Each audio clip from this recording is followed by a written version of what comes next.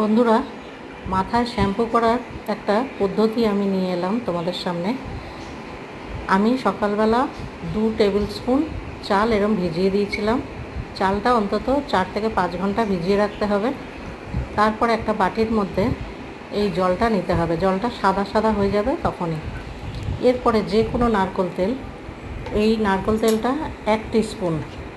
আর যে shampoo use করো সেইটা 1 পাউচ শ্যাম্পু। যাদের হয়তো চুলটা লম্বা অনেকটাই, তারা পরিমাণটা একটু বেশি দেবে, যেমন 2 টিস্পুন তেল আর 2 পাউচ শ্যাম্পু।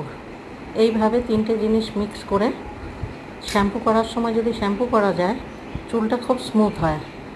আর এটা যদি সপ্তাহে 2 দিন করা যায়, তাহলে হেয়ার ফলটাও কম হয় আর চুলটাও খুব ভালো থাকে।